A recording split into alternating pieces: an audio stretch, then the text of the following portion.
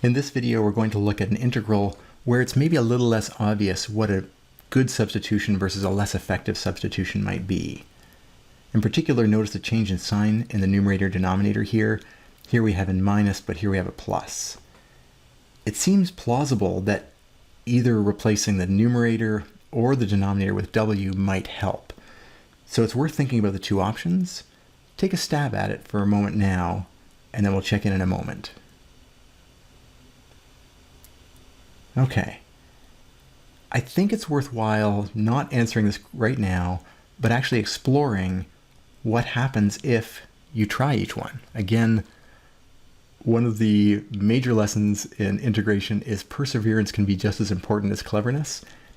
If you're willing to try things and see where that leads, it's easier to see where things go wrong. Don't try to integrate all these in your mind right away if you're having any difficulties at all. Go through the process, see what went wrong, fix the process, start again, and try another approach. Let's start, as a first attempt, taking the w from the numerator.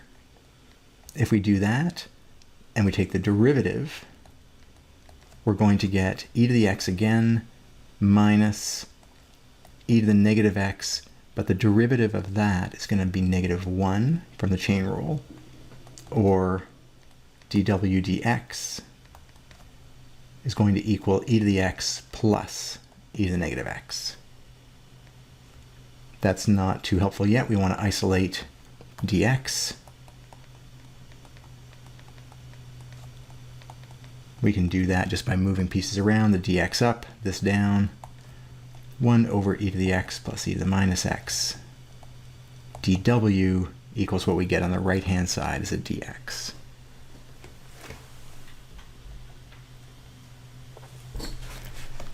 So, let's call this integral I so we don't have to recopy it. This integral can be rewritten. We gave the numerator a name, that's what we called w. That was our substitution at the top.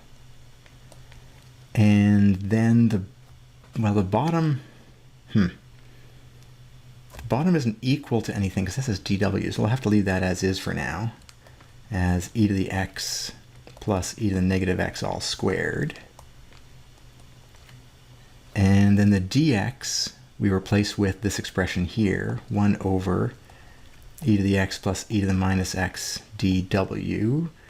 And here we end up with w over, we have the same expression at the bottom, squared first times another one, that'll give us e to the x plus e to the negative x all cubed dw.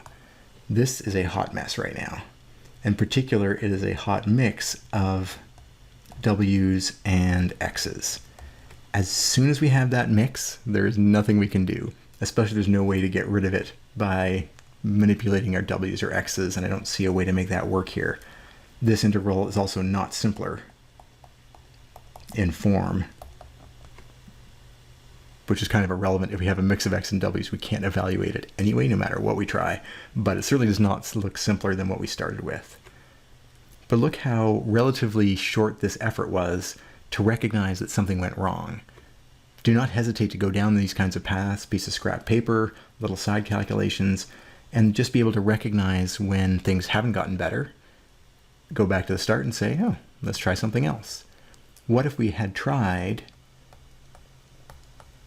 picking the denominator side here, the inside of this, as our w? Again, once we've made that choice, we just turn the crank of the process. We compute the derivative, dw dx. That'll be e to the x. And we're going to have minus e to the minus x, because the derivative of the exponent here is going to put out a -1. That is a factor in our original integrand, so that is likely to be helpful. Same thing as always though, we isolate our dx, so we get 1 over e to the x minus e to the minus x, dw, the dw stays where it is, and then the dx moves to the right-hand side. Once we've done that, we can rewrite the original integral. It'll be the integral of e to the, we did not substitute that for anything, so the numerator is going to stay the same.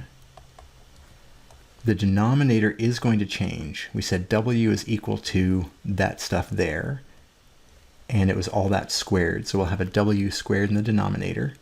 And then, wait, the original integral had a dx. So we'll replace it with this, and that looks gorgeous because we will be able to cancel things. This 1 over e to the x minus e to the minus x is what it ends up here. We can cancel those two things, and we end up with the integral of 1 over w squared dw.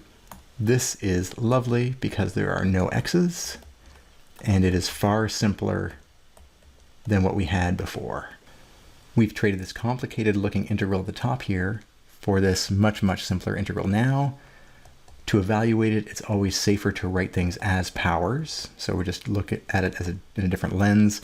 The reason being then we can add 1 to the power and divide by the new power and put a plus c. That is where we actually do the integration step. Once we've done that, we just go back to x's. What did we have for x's? Well, we had w, here it is. W equals e to the x plus e to the negative x. So negative. Negative exponent means it's in the denominator. 1 over e to the x plus e to the negative x plus a c. And that would be the integral of this complicated looking beast at the top, arrived at through a sequence of substitution steps, choosing one substitution and then finding the new integral from that was easier to evaluate. And contrasting it with, again, I don't want to say the wrong choice for the w, but just a choice that isn't helpful. Don't think of it as a serious commitment if you try something and it doesn't work out, because it's easy to go through those steps and then try something else if you got, as you did here, an integral that didn't get rid of all the mix of x and w's. You didn't get a pure integral with a single variable, which is what you needed. But you just go back, try this other alternative, and things worked out much better. So going back a slide, which ended up being more helpful, this one, and there were some clues that might be a good choice at the outset if you were looking for them.